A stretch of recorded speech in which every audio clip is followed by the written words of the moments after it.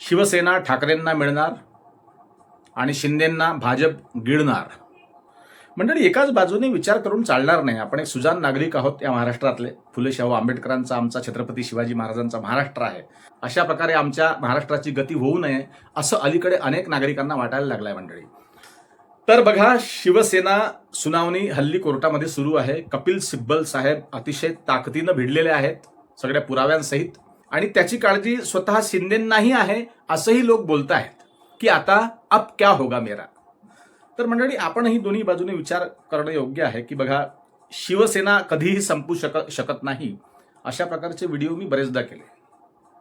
शिवसेनेला तळा जाऊ शकत नाही, शक्य नाही मंडळी. त्याचं कारण असं की ते बीज महाराष्ट्राच्या कानाकोपऱ्यात रुजलेलं आहे, ते बाळासाहेबांनी रुजवून ठेवलेलं आहे. शिवसेनेला संपवणं इतकी सोपी गोष्ट नाही. आणि बघा, ती संघटना आहे, ती सामाजिक सेवेसाठी उत्पन्न झालेली, तयार झालेली, निर्माण झालेली संघटना म्हणजे शिवसेना. पॉलिटिकल अजेंडा घेऊन शिवसेना जन्माला आली नव्हती, त्यामुळे शिवसेना संपणार नाही. ठीक आहे, हा एक टॉपिक आता बाजूला ठेवा. शिवसेना कधीही संपू शकणार नाही. आता हा हल्ली कोर्टात जो मुद्दा सुरू आहे, जी बंडखोरी शिंदे साहेबांनी केली 2023चं ते सगळं नाटक कार्यक्रम तुम्ही पाहिला, सिनेमा पाहिला, 50 खोके एकदम ओके हे नारे पाहिले, सगळं झालं. सगळा तमाशा महाराष्ट्राने गेली काही वर्ष बघत आहे, महाराष्ट्र उघड्या डोळ्यांनी. आता शिवसेनेचा निकाल लागणार अशी प्रतीक्षा लोकांना वाढलेली आहे. पण मग का हो, हा प्रश्न तुमच्या डोक्यात येत असेल ना की समजा शिवसेना, समजा आता तुम्ही म्हणाल की पुन्हा हा हवेत गोळीबार करतो आहे, हा मुंगेरी लाल सारखा काहीतरी बोलतोय. असं नव्हे, काही गोष्टी तर्काच्या आधारे बोलणं गरजेचं असतं मंडळी. तर समजा शिवसेनेकडे धनुष्यबाण गेला, शिवसेनेचं नाव गेलं, किंवा एक गृहीत धरा की धनुष्यबाण चिन्ह हे गोठवून टाकलं, मशालच राहिली ठाकरेंकडे, शिंदेंना काही दुसरं काही मिळालं, जे काही घडेल ते घडेल. पण मग शिंदेंचं काय होईल? बाळासाहेबांच्या विचाराचे जणू आम्हीच आहोत, उद्धव ठाकरे त्यांचं लेकरूच नाही वगैरे वगैरे, म्हणजे असं त्यांनी म्हटलं नाही, पण त्याचा अर्थच असा होतो की वडिलांचे गुण तुम्ही घेतले नाहीत, आम्ही घेतले. आता हे काय लोकांना पचनी पडत नाही मंडळी, जे काही शिंदे बोलत असतील ते पचनी पडत नाही.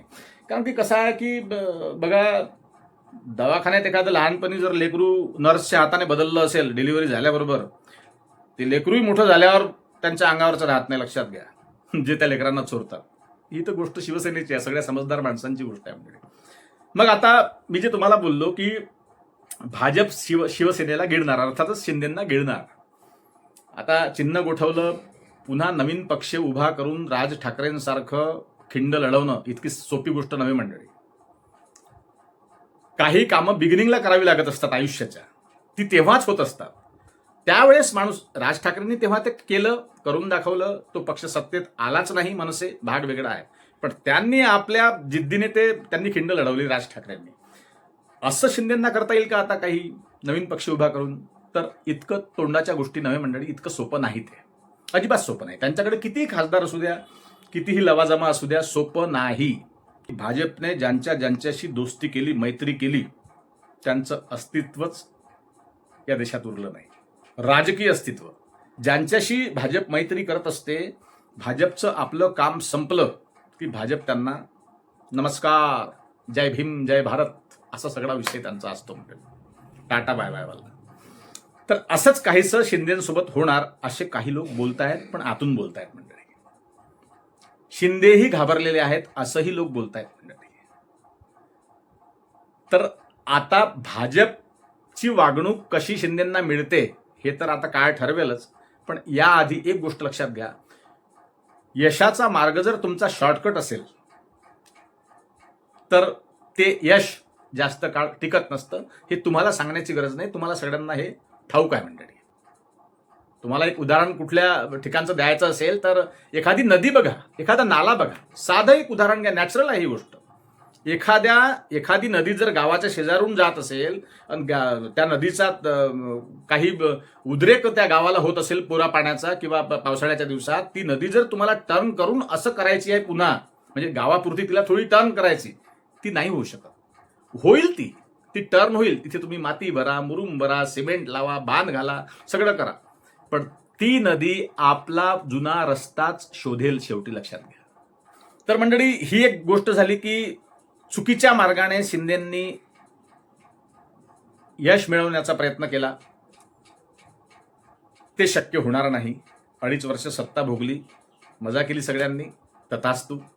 आता ते होणार नाही. जर का शिवसेना ठाकरेंकडे गेली, चिन्ह जरी गोठवलं किंवा चिन्ह जरी मिळालं, तरी मग शिंदे काय करतील, तर शिंदेंना भाजपशिवाय पर्याय दुसरा शिल्लक राहणार नाही. आणि भाजपच्या मनात हेच असतं मंडळी. आताही जे 6 खासदार शेवटी जे शिंदेंकडे गेले ठाकरेंकडून, ते काही शिंदेंच्या बळावर गेलेले नाहीत, लक्षात घ्या. आतमधली गोष्ट लक्षात घ्या. भाजपच्या मदतीने ते शिंदेंकडे गेलेले आहेत. तेव्हा असाही प्रश्न उद्भवला होता, राज ठाकरे यांनी प्रश्न निर्माण केला होता की ते भाजपमध्ये का गेले नाहीत. जर भाजपनी हेल्प केली आहे, भाजपनी मदत केली आहे, जर भाजपने काही दिले असतील माल मखाना, तर मग ते भाजपमध्ये का गेले नाही, शिंदेकडे का गेले. त्याच्याही मागे मी एक आहे मंडळी. जरी ते शिंदेकडे असले तरी ते तात्पुरते आहेत, लक्षात घ्या. ज्या पक्षातून लोक चोरले आहेत, लोक आयात केलेले आहेत, लोक कान पकडून उचलून दुसऱ्या पक्षात ठेवलेले आहे. ज्यांनी कान पकडून ठेवलं ते लोक त्याचे आहेत, ज्यांनी कान पकडला होता त्याचे. ज्या पक्षात त्यांना ठेवलं ते त्यांचे नाहीत, हे तुम्ही लिहून ठेवा. हा व्हिडिओ सांभाळून ठेवा मंडळी. या सगळ्या लोकांवर भाजपचा हक्क आहे, अधिकार आहे. आणि ते अर्ध्या रात्री फोन करून मेसेज करून म्हणू शकतात, बेटा कम हियर, आजा पापा के पास, अब मैं सिखाऊंगा तुझे राजनीति क्या होती है. ते म्हणेल की नहीं मुझे शिंदे साहब की परमिशन लेना है. कोई परमिशन नहीं है. आप हवाई अड्डे पे जाओ, जल्दी वहां बैठो और सीधे दिल्ली आ जाओ. आपको बताता मैं करना क्या है आपको. मंडळी, कठीण अशा प्रकारचं राजकारण तुम्ही कदाचित पाहिलं नसेल कधी, जे आता हल्ली घडत आहे. तर शिंदे साहेबांना आपल्या सगळ्या जे काही तिरंदाज तोफचंद असतील त्यांच्यासोबतचे, त्या सगळ्या तोफचंदांना घेऊन त्यांना भाजपमध्ये जावं लागेल. आणि भाजपमध्ये जाण्यासाठी बक्षिसं मिळतात, तुम्हाला माहिती आहे. ते सुखी संपन्न राहतात, सुरक्षित राहतात. ईडी त्यांच्याकडे तिरप्या नजरेने बघत नाही. सीबीआय त्यांच्याकडे अजिबातही त्यांना त्रास देणार नाही. मीडियाचं त्यांना भरपूर कव्हरेज राहील, याची बिलकुल गॅरंटी आहे. बिलकुल 24 कॅरेट गॅरंटी आहे. तुम्हाला मीडियाचं कॉपरेशन मिळेल, तुम्हाला पैसाही मिळेल, तुम्हाला पदही मिळतील, सगळं मिळेल मंडळी. जे कोणी सरकारी नोकरीत असतील आणि ते दररोज भ्रष्टाचार करत असतील, अनेक लोकांनी, आमच्याही परिचित अनेक लोक आहे की त्यांच्या सॅलऱ्या फक्त 35, 40, 50 हजाराच्या आत आहेत. असे आहेत ना क्लरिकलमध्ये अनेक लोक, पण त्यांचा टेबल मालदार आहे. टेबलाच्या खालून त्यांना माया मिळत असते. त्यांनी मोठमोठ्या बिल्डिंगा बांधल्या आहेत. 1 नंबरवाला माणूस बिल्डिंग बांधता बांधता मरून जातो, त्याचा फोटोच लागतो डायरेक्ट. तेव्हा वास्तुपूजन होतं त्याच्या घराचं. 1 नंबरच्या माणसाची गोष्ट करतोय. पण जे लोक भ्रष्टाचारी असतात ना, ते भ्रष्टाचार करतात मंडळी, लोभापायी, स्वार्थापोटी, शॉर्टकट मारण्यासाठी. पण त्यांना झोप लागत नाही, हे लक्षात घ्या. त्यांना आतमधून भीती असते मंडळी. म्हणून अशा प्रकारे शॉर्टकट मारला किंवा तुम्ही पापाने काही केलं, पापाला पकडून तुम्ही काही कर्म केले, तर त्याची धास्ती वाटत असते, भीती वाटत असते. आणि ही भीती ठाकरेंना नाही आहे. नाण्याची बाजू ही दुसरी आहे. पण आता शिंदे काय करतील, तर मंडळी शिंदेंना भाजपच्या दावणीला जावं लागेल आणि जातील ते आनंदाने. तिकडे त्यांना भरपूर मिळेल, जे काही मिळायचं आहे ते मिळेल. कदाचित पदही मिळेल. होऊ शकते पुन्हा मुख्यमंत्री होईल शिंदे साहेब. 2.5 वर्ष राहिले होते, पुन्हा 2.5 वर्षांची त्यांची अर्धवट इच्छा राहिली, तर आता पुन्हा भरभरून देत दनादन ठोकून बिलकुल 5 वर्ष त्यांना मुख्यमंत्री करून टाकतील शहा साहेब. काही हरकत नाही त्याच्यामध्ये. पण मंडळी, या व्हिडिओचा उद्देश एकच होता की आपण सगळे काळजी करत आहोत, किंवा काळजी आपण करत आहोत लोकशाहीची. बघा, ठाकरेंचे समर्थक वगैरे हा भाग जाऊ दे, जिधर दम उधर हम वाला विषय आपला नव्हे मंडळी. आपल्याला, आपण ज्या माध्यमातून बोलतो, आपल्याला लोकशाही टिकवायची आहे. कारण की आपले मुलं बाळ या देशात, या धर्तीवर जगणार आहेत पुढे. त्यांचं कसं होईल लोकशाही संपली तर? आपण त्या अँगलने विचार करतो. म्हणून आपण म्हणतो की शिवसेना ही ठाकरेंची आहे आणि ठाकरेंनाच मिळाली पाहिजे. हा भाग झालाय. भावनिकताही असू शकते त्याच्यामध्ये, त्याच्यात दुमत नाही. पण शिंदेंचा विषय असा होईल मंडळी की शिंदेंनी जे सवंगडी आपले शिवसेनेतून मातोश्रीहून उचलून आपल्यासोबत आणले, त्यामधले सगळेच शिंदेंच्या मर्जीप्रमाणे आलेले नाहीत. काही ईडीच्या मर्जीने आले आहेत, काही सीबीआयच्या मर्जीने आले आहेत, काही कुठल्या तरी वेगळ्या दणक्याने आले आहेत. भ्रष्टाचाराविना एकही राजकीय पक्ष नाही, हे तुम्ही लक्षात घ्या. भ्रष्टाचार, आनंद दिघे साहेबांचा तो पिक्चर धर्मवीर पाहिला असेल ना तुम्ही. एक कार्यकर्ता पेढा घेऊन येतो की साहेब पेढा घ्या. म्हणजे कशाचा येतं म्हणे, मी गाडी घेतली. 6 महिन्यात फक्त गाडी घेतली, पाठवा त्याला आतमध्ये, देत दनादन. असं पाहिला ना धर्मवीर पिक्चर, तो त्या आनंद दिघे साहेबांचा. तर हे जे पक्षाचे मालक असतात किंवा मालक म्हणण्यापेक्षा जे पक्ष संस्थापक असतात त्यांना या गोष्टीचं फारचं बाळासाहेबांना असं सत्तेचं स्वतःचं काही नव्हतं की मी मुख्यमंत्री झालो पाहिजे. त्यांना चालवण्यात मजा येते ती सगळी साखळी. त्याच्यामध्ये मग हे लोक मजा मारतात, छोटे छोटे लोक.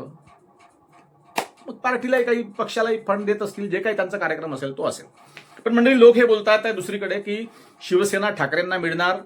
आता सुप्रीम कोर्टामध्ये हा सगळा खटला सुरू आहे, पण शिंदे साहेबांना भाजपाच्या दावणीला जाण्याशिवाय पर्याय राहणार नाही असं लोक बोलत आहेत. पण शिंदेच्याही मनामध्ये काहीतरी असेल, दुसरा पक्ष स्थापन करू शकतात ते फार लवकर. तुम्हीही जरा बातम्या बघत चला, ऐकत चला रोज. पुन्हा भेटूच मंडळी. तुम्हाला काय वाटतं कमेंटमध्ये नक्की लिहा. आणि खरंच शिंदे भाजपच्या दावणीला जातील का, आणि भाजप शिंदेंना गिळणार का, आणि गिळण्यासाठीच तो प्लान होता का सुरत गुवाहाटीचा, की भविष्यात आपण असं करायचं आणि काही दिवस झाल्यानंतर तसं करायचं, असा काही भाजपचा प्लान असेल का? तुमच्या मनात काय सुरू आहे नेमकं कमेंटमध्ये नक्की लिहा. आणि भरभरून लाईक ठोका आणि व्हिडिओला व्हायरल करा मंडळी. पुन्हा भेटूच. तोपर्यंत नमस्कार. जय हिंद, जय महाराष्ट्र.